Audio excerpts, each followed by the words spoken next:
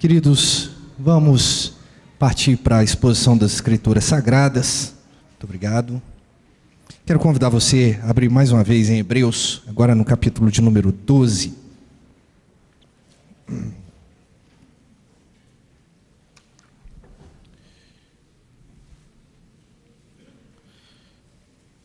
Hoje vamos falar a respeito de disciplina, uma marca necessária e esquecida. Por que eu estou dando esse título? Os reformadores precisavam de um parâmetro para poder medir a pureza da igreja no período da reforma. Então estabeleceram 3 marcas. A primeira delas é a pregação da palavra de Deus, a pregação cristocêntrica, teocêntrica. Cristo sendo exposto, Deus sendo exposto com fidelidade. A segunda marca é a administração correta dos sacramentos, a saber, batismo e a ceia. E a terceira marca da igreja é a disciplina, a correção, marca que a gente tem esquecido de aplicar em nossas vidas. E trazendo esse breve histórico sobre as 3 marcas de uma igreja mais pura ou menos pecadora, nós vamos meditar no texto de Hebreus 12, a partir do versículo 4, que diz assim: Ora, na vossa luta contra o pecado, ainda não tendes resistido até o sangue, e estáis esquecidos da exortação que, como filhos, discorre convosco. Filho meu, não menosprezes a correção que vem do Senhor, nem desanimeis quando por eles és reprovado. Porque o Senhor corrige a quem ama, e açoita todo filho a quem recebe. É para a disciplina que perseverais. Deus vos trata como filho. Pois que filho há que o pai não corrige? Mas se sem correção, de que todos se têm tornado participantes, logo sois abastados ou bastardos e não filhos. Além disso, tínhamos os nossos pais, segundo a carne, que nos corrigiam e os respeitávamos, não havendo de estar em maior submissão ao Pai Celestial, e então viveremos? Pois eles nos corrigiam por pouco tempo, segundo melhor lhes parecia. Deus, porém, nos corrige para o aperfeiçoamento, o aproveitamento, a fim de sermos participantes da sua santidade. Toda disciplina com efeito, no momento, não parece ter motivo de alegria, mas de tristeza. Ao depois, entretanto, produz fruto pacífico aos que têm sido por ela exercitada, fruto de justiça. Por isso, restabelecerei as mãos descaídas e os joelhos trôpegos, e fazei caminhos retos para os pés, para que não se extravie o que é manco, antes seja curado. Senhor, em nome de Jesus, nós clamamos ao Senhor que fale aos nossos corações essa noite, por meio da pregação do Evangelho. Deus, que o nosso coração receba com muita alegria, com muita reverência a Tua palavra, e que saiamos edificados por conta, ó Deus, do Espírito, ó Deus, que habita em nós e que está presente nesse lugar também, nos aperfeiçoando, trazendo arrependimento e correção aos nossos corações. Oramos assim em nome de Jesus. Amém. Queridos, se fôssemos definir Hebreus apenas em uma palavra, eu definiria como disciplina, como correção. Pegar toda a carta aos Hebreus e definir numa palavra, eu colocaria a palavra disciplina. Porque quando nós lemos Hebreus de uma maneira mais ampla e com a consciência mais tranquila, nós percebemos que existe uma intencionalidade no autor. E essa intenção é de corrigir os hebreus em seus atos cúticos. Então há uma intenção no autor, e isso não pode ser perdido ao longo do tempo, há uma intenção no autor em que ele quer corrigir os atos culticos dos hebreus. Se você tiver com a sua Bíblia aberta, se você folhear desde o capítulo 1, você vai perceber de maneira muito clara que a carta aos Hebreus obedece uma dinâmica muito interessante. Primeiro, ela reapresenta Jesus, mostrando que ele é o Filho de Deus. Nós lemos isso no início do nosso culto. E agora que Deus falaria por meio de Jesus, sendo que antigamente ele falava por meio dos profetas aos pais. Agora ele fala por meio do seu Filho. Essa é uma primeira parte muito clara. E depois de Jesus reapresentado aos hebreus, e eu falo reapresentado porque os hebreus, eles rejeitaram a Cristo. Cristo é evidenciado na carta agora como aquele que é superior a anjos, como superior a Moisés, superior à figura do sumo sacerdote, superior ao ofício levítico.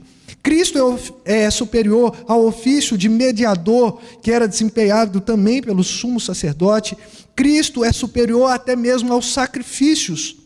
Mas em tudo, Cristo é apresentado como o Deus verdadeiro, perfeito sacerdote e sacrifício eficaz e definitivo. Repararam? A carta é dirigida aos hebreus, aqueles que eram donos da lei, sabiam a lei, mas o autor ele se preocupa em corrigir a visão daqueles leitores para que eles pudessem enxergar Cristo como superior aos patriarcas, superior aos anjos, seres celestiais, superior aos ritos. Mostrar que Cristo, ele deu o perfeito sacrifício. Isso é importante porque vai colocar Cristo em evidência. E não só em evidência, mas evidência correta. Não há como tirar Cristo do centro. Mas por que os hebreus eles foram exortados? Porque, ao que parece, os ritos judaicos voltaram a ser realizados. O que isso significa? Significa, queridos irmãos, que o judaísmo ele existiu num período de tempo. O judaísmo ele era uma religião de apontamento. Era uma religião que apontava para Cristo. E se existe uma religião que aponta para uma pessoa, e essa pessoa agora cumpre esses ritos de maneira cabal, essa religião deveria deixar de existir, dando lugar a uma nova forma de cultuar o Senhor, o cristianismo. Todos os ritos, todos os rituais, todos os cultos, todos os elementos do culto, o tabernáculo, o propiciatório, os bodes, as ovelhas, as rolinhas, aquilo que era oferecido, o incenso, tudo apontava para Cristo. E se Cristo agora se encarna, não há motivo mais para a gente queimar oferendas, trazer animais. Porque a lei foi bem clara. Era uma evidência de que Cristo derramaria o seu sangue. Ele é o Cordeiro Pascal, o Cordeiro definitivo. Só que parece que os hebreus, eles voltaram às velhas práticas porque desprezaram a encarnação, a morte e a ressurreição de Jesus. Isso é grave. Isso é muito grave. É a mesma coisa que dizer que Cristo não precisa ser evidência na igreja nos dias de hoje. Um erro grave. E reparem, irmãos, nós estamos há cerca de 2000 anos depois de Cristo. Mas nessa época, eram poucas décadas. A memória do povo já havia sido afetada de maneira que Cristo ficou opaco, esquecido. E parece que o autor aos Hebreus, ele quer mostrar que isso era grave e era importante voltar com o foco em Cristo. Essa carta ela pode ser lida de maneira branda. E normalmente a gente lê a Bíblia, né, com tranquilidade, coloca até um fundo musical, né? Um fundo angelical, aquela coisa. Mas essa carta é uma carta muito severa. É uma carta que, ao meu entendimento, estava censurando os hebreus que estavam praticando a religião judaica, sendo que o cristianismo veio substituir a religião judaica. Então o que eles estavam fazendo? Eles estavam negando a Cristo. Negando o sacrifício de Cristo, negando a encarnação de Cristo, negando as obras de Cristo. Irmãos, isso não é uma realidade da igreja lá da época de Jesus, não é uma realidade dos hebreus somente. Essa é uma realidade nossa. Nós negamos a Cristo. Nós estamos negando o sacrifício de Jesus, esse sacrifício que nos tirou da morte eterna e nos colocou na vida eterna. Nós estamos desprezando o ato mais maravilhoso que nós temos de amor de Deus para com as nossas vidas. E quando nós lemos a carta aos Hebreus, a gente lê num tom tão informativo, né? São informações que são dadas, mas na verdade não. Porque palavras em papel, elas podem ser frias. Eu tenho o hábito de mandar áudio. O pessoal da juventude nem gosta, né? Eles gostam que escreve. Mas por conta de tempo, eu prefiro mandar áudio. Mas o áudio também é muito melhor, né, no WhatsApp que eu estou falando, porque ele expressa a emoção correta, né? Uma coisa eu falo, escrever bom dia. Outra coisa eu falar, e aí, bom dia! Né? Palavras são muito mais compreendidas quando elas são faladas. Escritas, elas podem sim trazer emoções, né? Quantas músicas tocam no nosso coração? Músicas belíssimas. Mas elas, lidas, são uma coisa, mas cantadas são outras. Né? Então, as palavras elas podem ser mais frias, mas imaginem essa situação. A carta aos Hebreus sendo lida para os judeus, para os hebreus, portanto, no momento de um sacrifício de um cordeiro. Imagina o autor falando assim, o que vocês estão fazendo aí? Gente, parem de sacrificar animais. Cristo já foi sacrificado, Ele é o cumprimento da promessa de Deus. Aí alguém fala assim, então eu vou ali no sumo sacerdote para que ele faça uma oração a Deus por mim. Ei, esquece isso.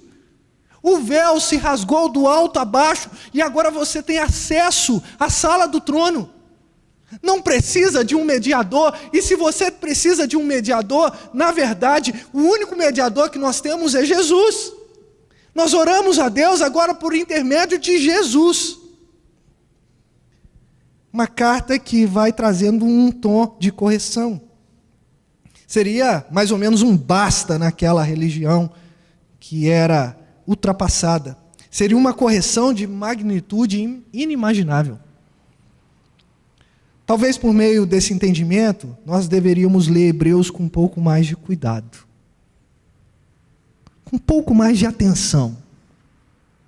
Com um pouco mais de entendimento o que o autor quer nos dizer. Isso é muito importante nos dias de hoje, irmãos. Porque o que fala a interpretação pós-moderna? Não importa o que o autor quis dizer. Importa o que você sentiu. Acho que já dei essa ilustração aqui em algum outro momento, mas vou repetir. Imagine você numa galeria de artes. E você se depara com um quadro, aquele quadro bem pós-moderno, né? Cores para tudo quanto é lado, sem uma forma perfeita ali. E você fica olhando aquele quadro, de repente chega um vendedor e fala assim, você gostou desse quadro? Você fala assim, é bonito, as cores. Aí você pergunta assim, o que esse quadro representa? Ele não vai falar o que representa, ele vai falar assim, o que você entendeu desse quadro? Aí você fala assim, parece um tom conflituoso, parece o meu cotidiano, aquele conflito. Aí o vendedor vai falar assim, exatamente isso aí. Aí você sai. Aí para outra pessoa e fala assim, que quadro bonito. Aí o cara, gostou? E o que ele está falando para você? Ele está falando de intensidade de vida. que nós devemos viver livremente, que tudo é muito intenso. Ele falou assim, é isso aí. Por quê?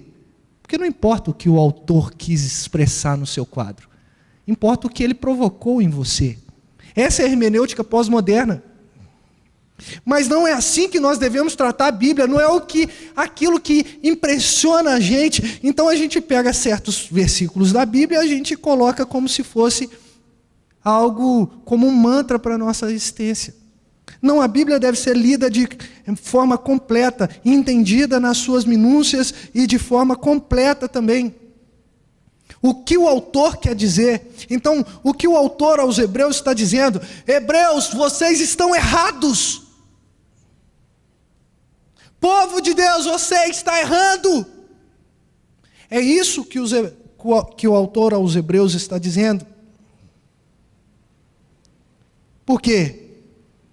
Porque isso é um alerta para que eles se lembrem que Cristo superou todos os ritos da religião judaica. E nós vivemos agora para o louvor e glória do consumador da nossa fé, que é Jesus Cristo.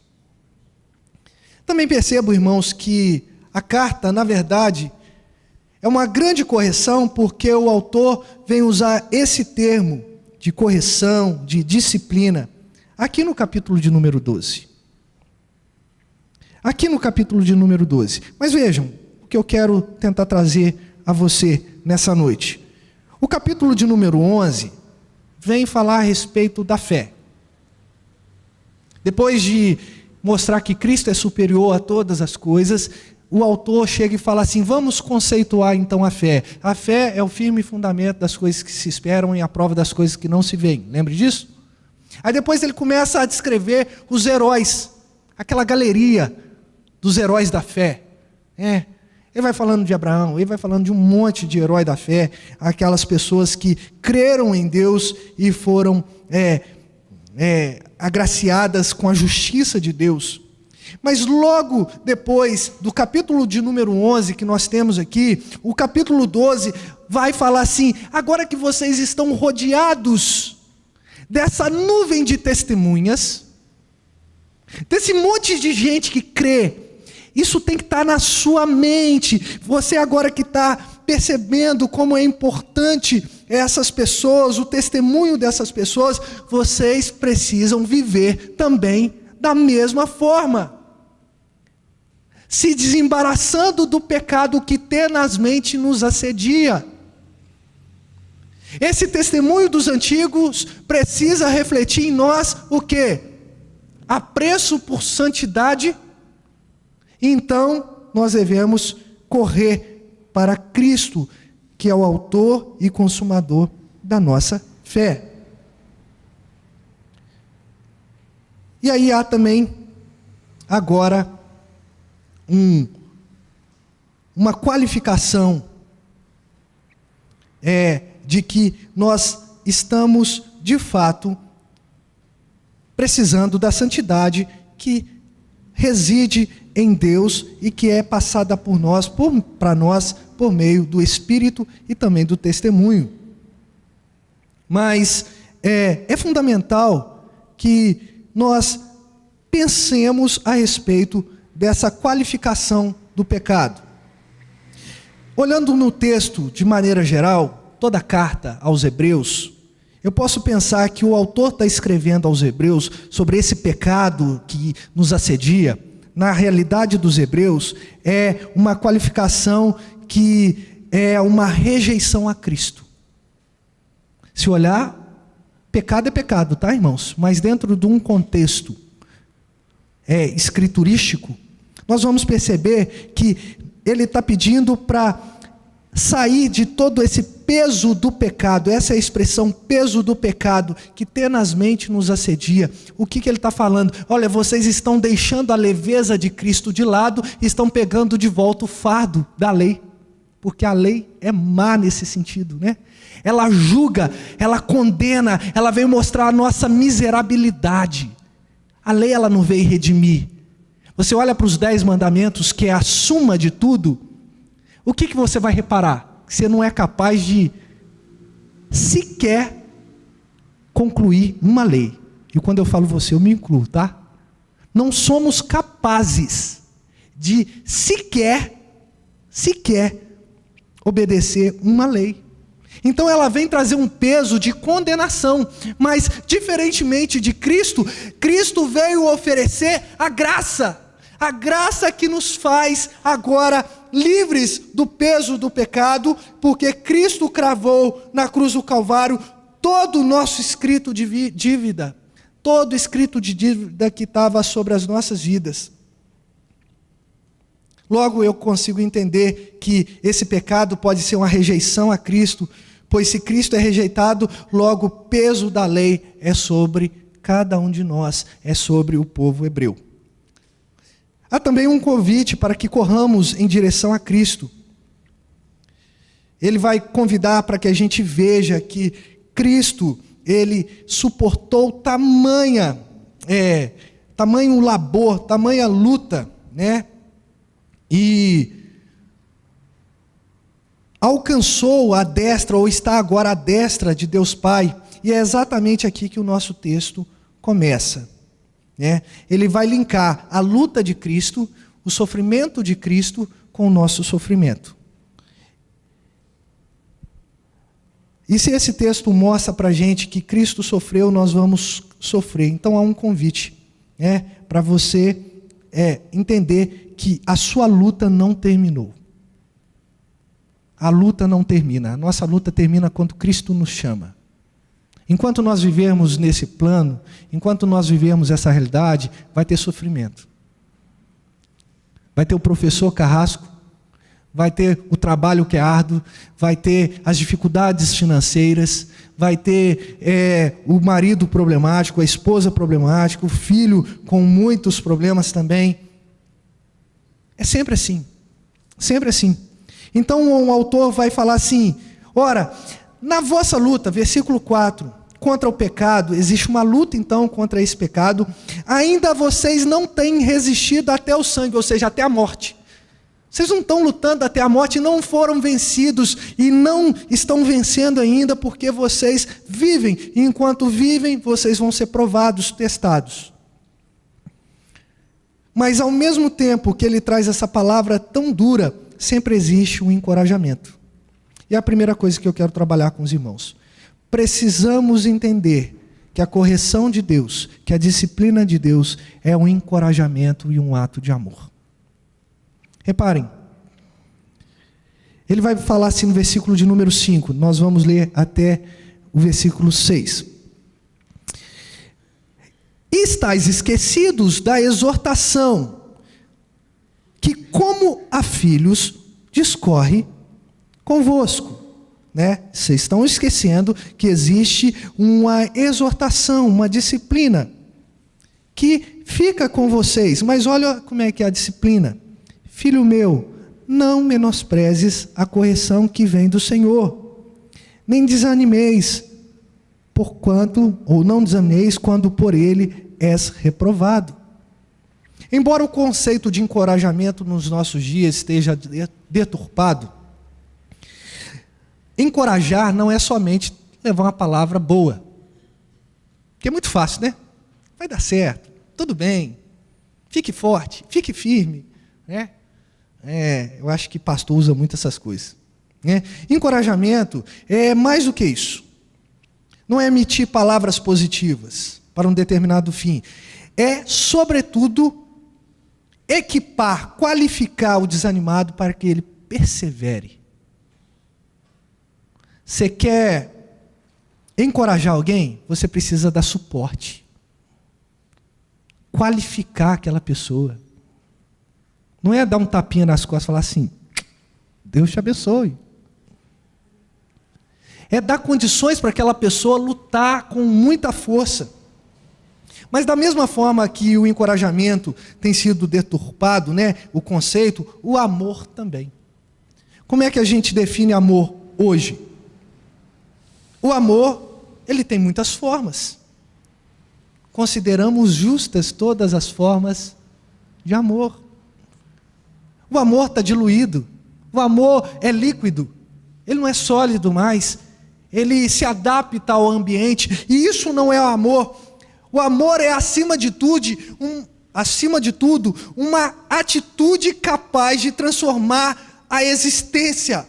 O amor é uma atitude que é capaz de transformar uma existência. Deus realmente nos amou, pois Ele foi capaz de tomar a atitude de se encarnar para transformar a realidade de uma humanidade caída para uma realidade de vida eterna.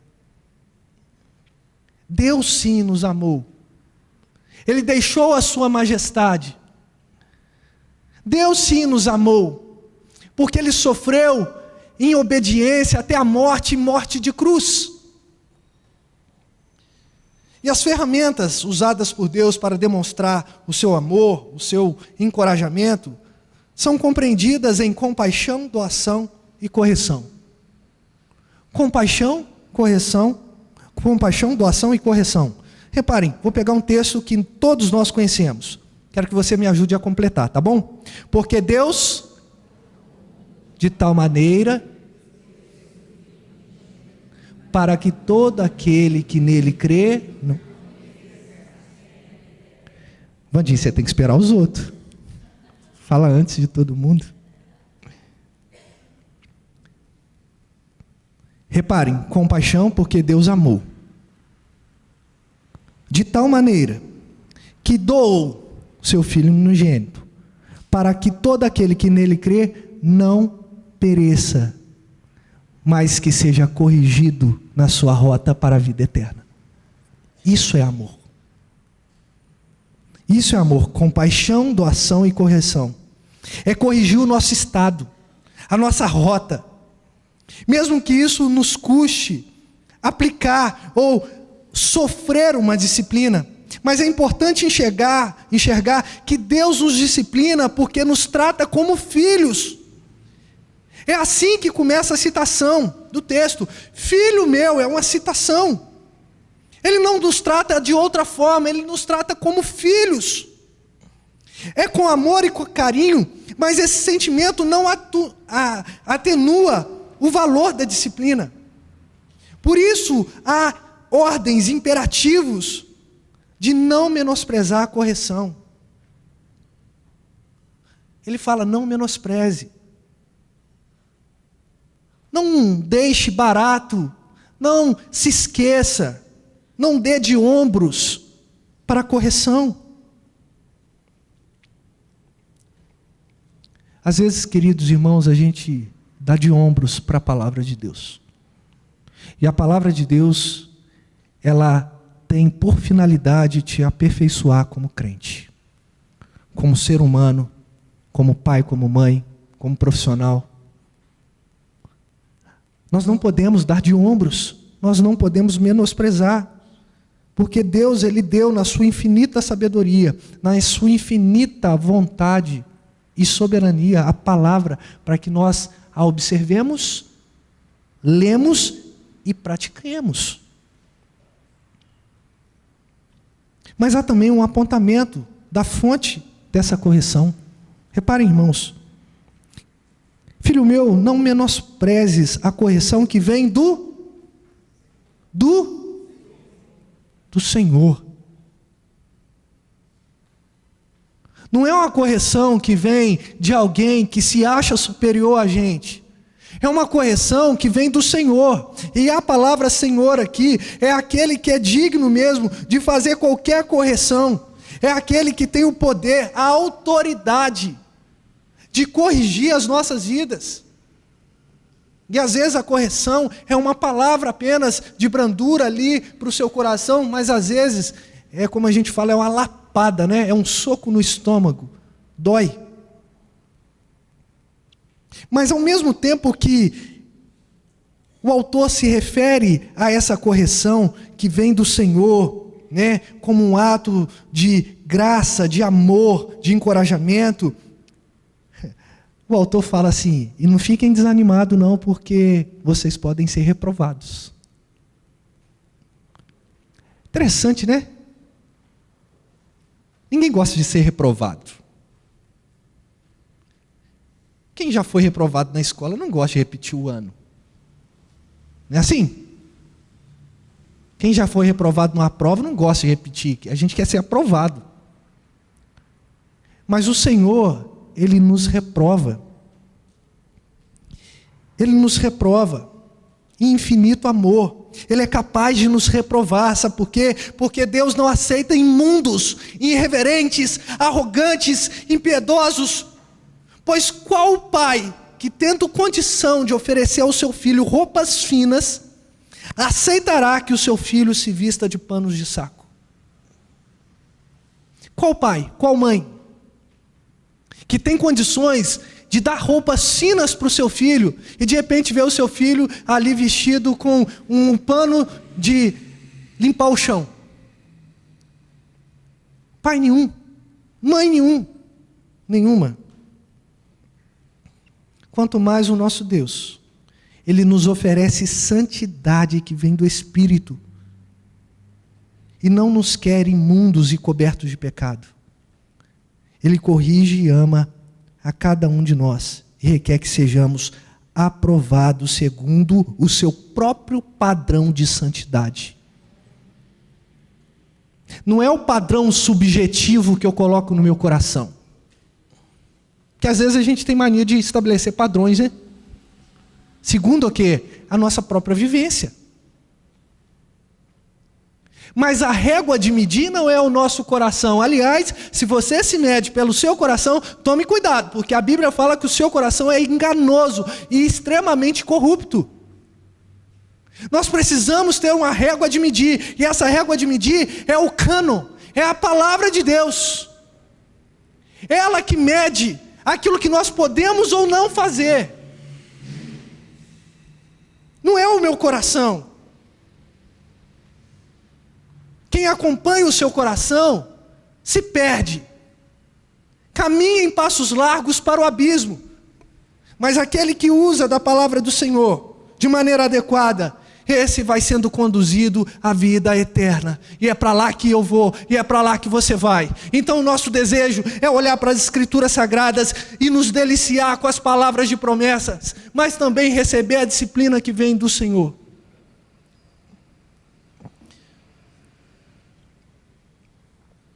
Correção, um ato de encorajamento e amor. Deus não quer te reprovar. E se Ele reprova, Ele quer que você entenda que você precisa se gabaritar ou melhorar a sua conduta para que você alcance aquilo que um dia lhe foi prometido. A segunda coisa, a correção de Deus nos leva para um padrão de santidade de Deus. Mas veja nos versículos aqui, de número 7 a 10. É para a disciplina que perseverais. Deus vos trata como filho. Pois que filho há que o pai não corrige? Mas se estais sem correção, de que todos se têm tornado participantes, logo sois bastardos e não filho. Além disso, tínhamos os nossos pais, segundo a carne, que nos corrigiam e os respeitávamos, não havendo de estar em muito maior submissão ao Pai espiritual. E então viveremos? Pois eles nos corrigiam por pouco tempo, segundo o que melhor lhes parecia. Deus, porém, nos disciplina para o aproveitamento, a fim de sermos participantes da sua santidade. Queridos irmãos,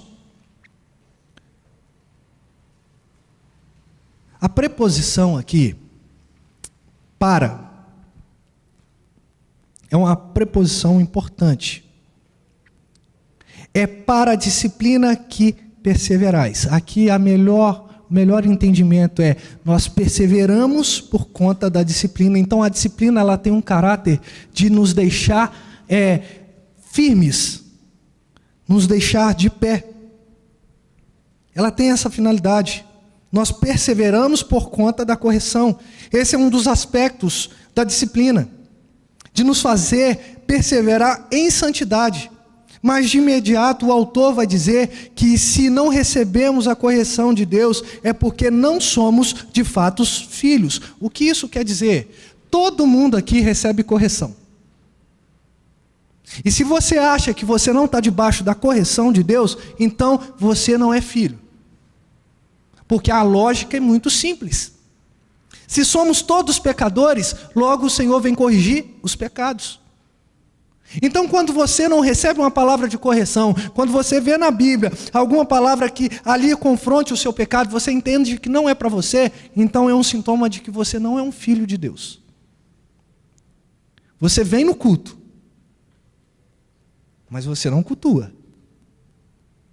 Você entende quem é Deus, mas você não obedece, então Ele não é seu Senhor. Isso é muito grave.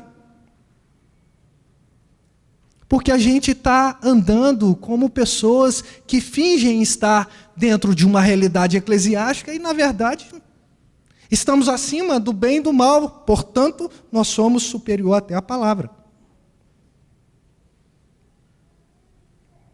Nós não somos filhos. Será essa a nossa realidade? Aí eu logo começo a pensar, se o meu caráter não é moldável, obediente, logo não posso ser filho de Deus. Pois Deus imprime nos seus filhos o seu caráter por meio do Espírito. Não é à toa que nós somos chamados de cristãos. Cristão, pequenos cristos. Ele imprime em nós, um dia que Ele te resgatou, lá do lamaçal, e te trouxe para o reino do Filho do seu amor. Sabe o que você recebe? O penhor da nossa herança, que é o Espírito. E o Espírito, ele passa a ser agora a parte inerente da sua vida. Ele está no seu coração, então agora você produz frutos dignos ao Senhor. Mas mediante a obediência à palavra. Reparemos nas ações dos pais que corrigem os seus filhos conforme o seu entendimento e o proceder. Se eles obedecem, eles terão a vida semelhante aos seus pais. Por quê? Porque o pai está ali, filho, estuda, filho, faz isso, faz aquilo. Por quê? Porque ele sabe que essa correção é importante. E qual é o objetivo? É que eles sejam semelhantes aos seus pais, ou pelo menos que eles não pisem nos mesmos espinhos que um dia os seus pais pisaram. Né? A gente tem essa preocupação. Eu quero dar para o meu filho aquilo que eu não tive a oportunidade de ter. Mas de contrapartida, o filho precisa obedecer. Né? Mas imagine, se nós tivermos então obediência ao nosso pai espiritual, teremos vida semelhante a ele. E por isso ele nos conclama lá em Levítico, capítulo de número 11, versículo de número 44. Sedes santos, pois eu, o Senhor, vosso Deus, sou santo. Se tivermos, de fato, o caráter de Deus, nós vamos buscar o quê? A santidade. Isto é, se somos disciplinados pelo Senhor, é para o aperfeiçoamento em santidade. Deus sempre julga o nosso caráter, para que não sejamos condenados com o mundo. E Paulo vai dizer isso em 1 Coríntios, capítulo de número 11, versículo de número 32. Deus nos disciplina para que não sejamos condenados com o mundo. No entanto, nós não podemos deixar de enfatizar que existe um propósito em tudo isso, que é tornar o obediente participante da santidade de Deus. Ou seja, participante da essência de Deus, misturar-se a Deus. Um experimento social interessante é você se colocar num grupo de pessoas que têm hábitos diferentes. Pensa você na sua personalidade. Pensa que você gosta de falar baixo. Então você sempre falou baixo. E aí você encontra um grupo de amigos e você começa a andar com aqueles amigos e aqueles amigos falam muito alto. De maneira imperceptível, você começa a elevar a sua voz. Daí a pouco você que falava baixinho assim, está gritando igual o Pedro Felipe. Está falando alto. Por quê? Porque você se tornou participante. E a participante não é só estar perto, é ter os mesmos costumes. E é isso que o autor aos Hebreus está dizendo, que nós devemos ser participantes da santidade de Deus. É ter de fato o mesmo pensamento, as mesmas atitudes que Deus. Pastor, mas eu não sou Deus, como é que eu vou ter o mesmo proceder? É claro que você não é Deus, eu não sou Deus, ninguém aqui é Deus. Mas a gente vai se esmerar em estar mais próximo de Deus em santidade. É isso. Terceiro e último lugar, queridos irmãos, a disciplina gera cura. Toda disciplina com efeito, versículo 11 a 13.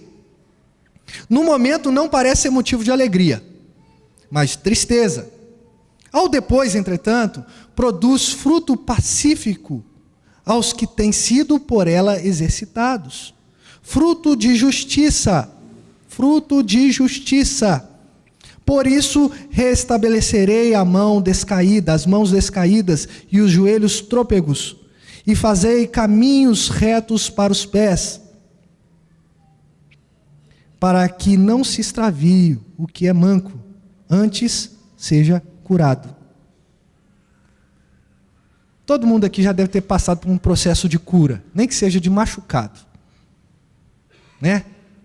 Você que talvez mais novo, jogava bola na rua, arrancou a tampa do dedão do pé. É uma delícia. Quem não experimentou isso, tem que experimentar. É uma maravilha. Dói ali, machuca, sai uma sangueira danada, né? E na minha época, a minha mãe ainda vinha com água e sal. Todo mundo já deve ter passado por isso, pelo menos da minha idade. E para ela, derramar a água e o sal ali, tinha efeito curativo. Nunca parei para analisar isso. Mas uma coisa é certa, doía demais. Você que talvez é um pouco também da minha idade, vai lembrar do mertiolate, né? Mas aquele raiz, que hoje tem o Nutella, né? Mertiolate, o que não arde. Não, isso não serve, tinha que arder. Arder e deixar vermelho, né? O negócio não saía de jeito nenhum. Eu acho que a finalidade era lembrar que você machucou, então você não tinha que chutar a bola na rua sem calçado. Era um processo de cura. Ia desinfectar, tirar as bactérias. Ardia, mas sarava. Para quem já passou por situação de cirurgia, dói também. Você não sente porque te enchem de anestesia. As picadinhas lá. Mas até a picadinha dói.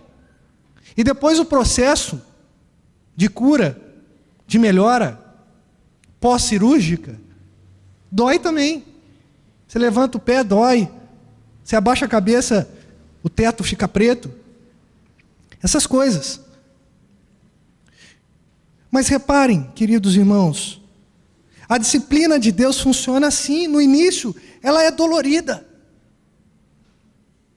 No início, a gente fica revoltado, a gente fala, por quê? A gente fala assim, não é justo. Sabe por quê? Porque a disciplina do Senhor combate os nossos pecados. Aquilo que a gente carrega de importante, que a gente acha importante no nosso coração.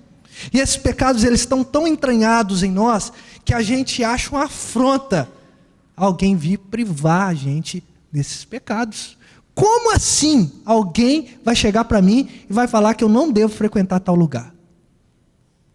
Eu já participo disso há 30 anos. Parece que o fator tempo é uma referenda àquilo que você faz, né? Não é assim? Eu já faço isso há muito tempo.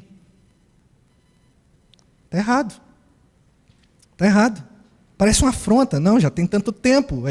Ninguém me disciplinou, é tudo normal. É uma afronta porque nós estamos sendo privados das coisas que a gente acha que é bom. Porque o pecado é uma delícia, gente. Se não fosse bom, ele não era uma afronta à nossa santidade. Ninguém aqui pecava. O pecado não é uma estrada cheia de caco de vidro. O pecado são pulos leves e suaves em nuvens de algodão. Assim que é o pecado. Traz prazer. Que sensação boa. Você acha que Satanás vai te tentar com coisa ruim? Vai te tentar com coisa boa. Ou pelo menos aquilo que a gente acha que é bom. Mas esse é o problema. O problema é a gente achar que as coisas são boas. Porque, na verdade, humanamente falando, tudo que a gente vive é pecaminoso. E todo pecado gera o quê? Morte. Então a nossa mente está condicionada de maneira tal que a gente acredita que o pecado que cometemos há tanto tempo já é parte inerente de nós. E isso não é verdade.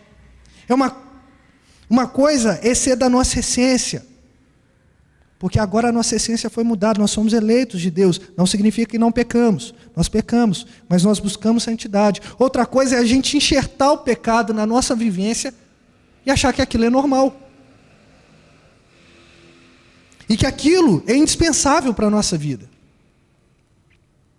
O texto vai dizer a respeito do efeito imediato da disciplina, mas também vai falar que depois dela assimilada, dela entendida, ela produz frutos de justiça. Fruto de justiça. Produz fruto de justiça. Enquanto a disciplina estiver sobre uma pessoa e o seu caráter for transformado, ela vai produzir frutos pacíficos de justiça. E por conta desses frutos, o Senhor restabelece as mãos descaídas. Ou seja, o Senhor disciplina, a gente recebe essa disciplina, e se o nosso caráter está de fato transformado, o que Deus vai fazer? Ele começa a reestruturar a nossa vida, é isso que o texto está dizendo. Ele vai pegar as mãos que estão caídas, ele vai colocar no lugar, ele vai pegar os pés trôpegos. A palavra trôpego aqui não significa somente cambaleante, significa sem estrutura nenhuma. Ele vai pegar os pés trôpegos e ele vai restabelecer a estrutura e a nossa locomoção. Locomoção para onde? Para o céu. Muita gente está com os pés trôpegos. Não caminha em santidade, não caminha o caminho de Cristo. Muitas mãos estão descaídas, não conseguem levantar para abençoar, ou apenas para receber. Pessoas que já estão cauterizadas nos seus pecados e não avançam na sua fé, não avançam na tua maturidade espiritual. Deus quer reestruturar a sua vida espiritual, irmão. Deus quer reestruturar a sua vida espiritual em santidade. Mas reparem, a finalidade final, aqui finalidade final, né, é ótimo. Mas essa última sentença que o autor aos Hebreus vai dizer, né? Para não extraviarmos na nossa jornada, antes para sermos curados. Disciplina gera cura. Mas como a disciplina pode gerar cura? Porque às vezes o seu conceito de cura é só física. Pessoas estão doentes, espiritualmente falando. A sua fé está cada vez mais abalada. A sua vida de comunhão com a igreja, um fracasso. A sua devocionalidade, um horror. A sua gratidão nem existe. Mas quando Deus vai disciplinando o nosso coração, quando Deus vai mostrando a verdadeira face para nós, e Ele vai trazendo toda essa questão de nos corrigir, e nós vamos produzindo frutos pacíficos de justiça, Deus vai curando a nossa alma. Deus vai curando a nossa existência. Deus vai curando o nosso entendimento. Vai curando o nosso coração. E o que mais se vê nos dias de hoje é uma igreja doente, porque não recebe a cura do Senhor. Mas por que não recebe a cura do Senhor? Porque não quer ser disciplinada. Quero encerrar trazendo algumas implicações para o nosso coração. A primeira delas: jamais despreze a disciplina. É muito bom vir à igreja e escutar que você vai ter uma mansão celestial. Mas é importante você ser lembrado de que você precisa ser corrigido em todo momento. Que eu preciso ser corrigido em todo momento.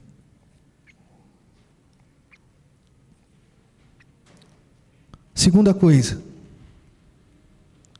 essa correção, ela não pode ser motivo de cara feia. Eu falo isso de experiência própria, né? Quando eu era corrigido, eu fazia uma carinha feia assim, né? Mais do que já é. Fazia careta, porque eu não gosto. Então o que eu faço? Não converso mais com a pessoa que me corrigiu. Saio do ministério.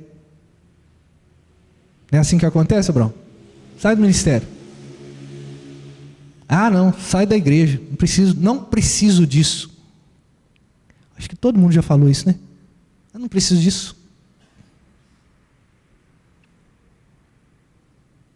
Não despreze, não menospreze a correção, porque a correção vai elevar o seu padrão de santidade.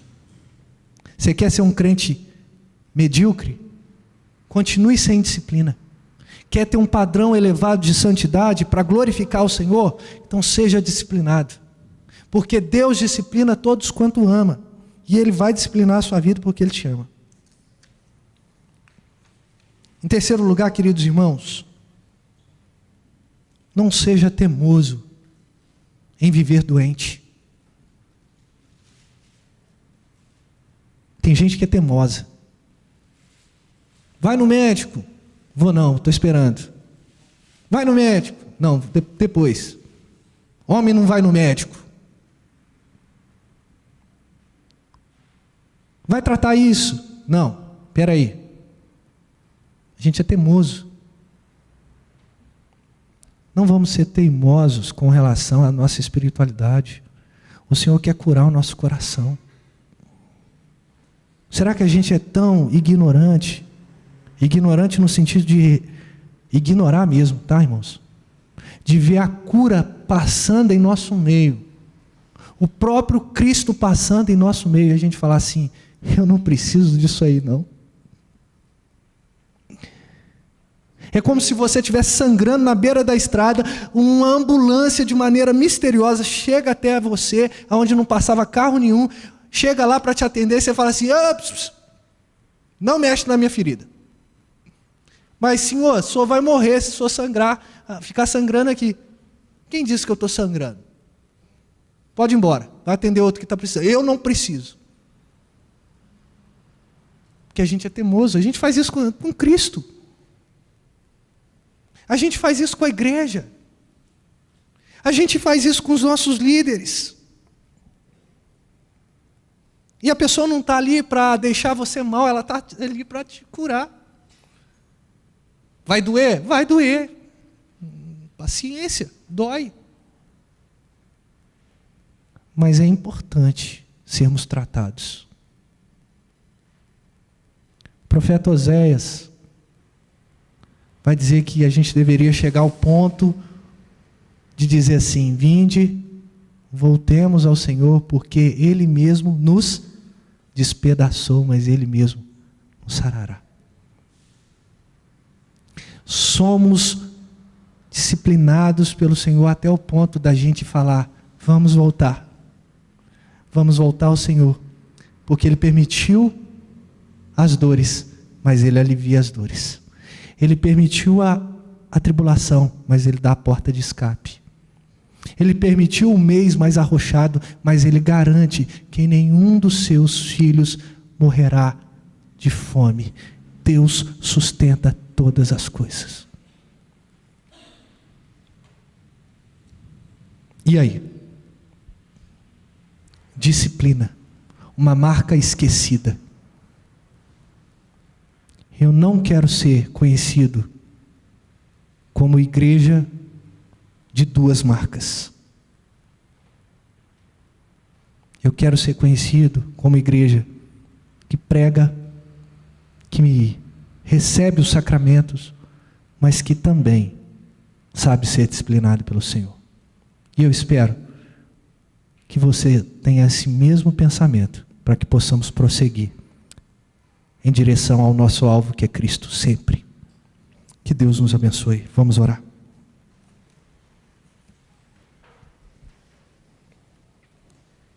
Fique de pé.